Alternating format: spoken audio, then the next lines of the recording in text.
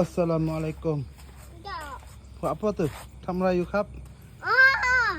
ล้างรถครับทำไมไม่เรียนล่ะพรุ่งนี้ไม่ดูหมูกันครับล้างกับอะไรครับเนี่ยอ๋อล้างยาสบู่ยาน้ำแล้วฉีดยังไงครับฉีดแบบไหนครับลองให้ดูหน่อยได้ไหมครับจะเช็คไม่ได้ล้างมือก่อนเด้อนี่คืออะไรนั้นนี่ไปฉีดน้ำอะไรดูไหมได้นี่โอ้โห